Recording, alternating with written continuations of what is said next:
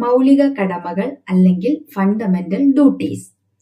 മൗലിക കടമകൾ ഇന്ത്യൻ ഭരണഘടനയിൽ ഉൾപ്പെടുന്ന പാർട്ടാണ് പാർട്ട് 4A. മൗലിക കടമകൾ ഇന്ത്യൻ ഭരണഘടനയിൽ ഉൾപ്പെടുന്ന പാർട്ടാണ് പാർട്ട് 4A. മൗലിക കടമകൾ എന്ന ആശയം ഇന്ത്യ കടമെടുത്തിരിക്കുന്ന രാജ്യമാണ് റഷ്യ. മൗലിക കടമകൾ എന്ന ആശയം ഇന്ത്യ കടമെടുത്തിരിക്കുന്ന രാജ്യമാണ് റഷ്യ. മൗലിക കടമകൾ ഇന്ത്യൻ ഭരണഘടനയിൽ ഉൾപ്പെടുത്തിയ ഭരണഘടനാ ഭേദഗതി. മൗലിക കടമകൾ ഇന്ത്യൻ ഭരണഘടനയിൽ ഉൾപ്പെടുത്തിയ ഭരണഘടനാ ഭേദഗതി 1976 42 ഭരണഘടനാ ഭേദഗതി. ഈ ഭേദഗതി പ്രകാരം മൗലിക കടമകൾ പ്രാബല്യത്തിൽ വന്ന വർഷം 1977 ജനുവരി 3. മൗലിക കടമകൾ പ്രാബല്യത്തിൽ വന്ന വർഷം 1977 ജനുവരി 3. ഏതു കമ്മിറ്റിയുടെ നിർദ്ദേശപ്രകാരമാണ് മൗലിക കടമകൾ ഇന്ത്യൻ ഭരണഘടനയിൽ കൂട്ടിച്ചേർത്തത്? ഏത് കമ്മിറ്റിയുടെ നിർദ്ദേശപ്രകാരമാണ് മൗലിക കടമകൾ ഇന്ത്യൻ ഭരണഘടനയിൽ കൂട്ടിച്ചേർത്തത് എന്ന് ചോദിച്ചാൽ സ്വരൺ സിംഗ് കമ്മിറ്റി.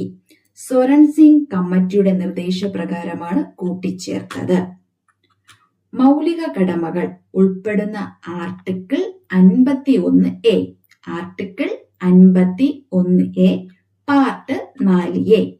മൗലിക കടമകൾ ഇന്ത്യൻ ഭരണഘടനയിൽ ഉൾപ്പെടുത്തിയ പ്രധാനമന്ത്രി. പ്രധാനമന്ത്രി ഇന്ദിരാഗാന്ധി. മൗലിക കടമകൾ ഇന്ത്യൻ ഭരണഘടനയിൽ ഉൾപ്പെടുത്തിയ പ്രധാനമന്ത്രി ഇന്ദിരാഗാന്ധി.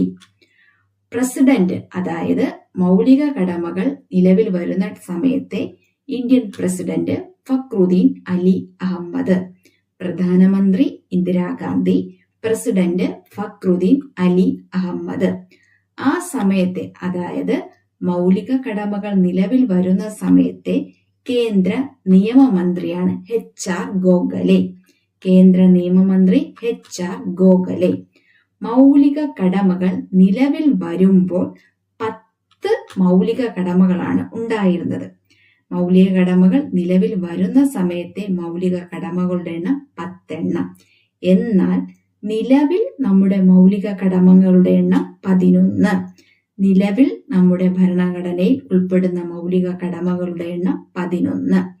11ാമത്തെ മൗലിക കടമ ഉൾപ്പെടുത്തിയത് 86ാം ഭരണഘടനാ ഭേദഗതി പ്രകാരം 2002.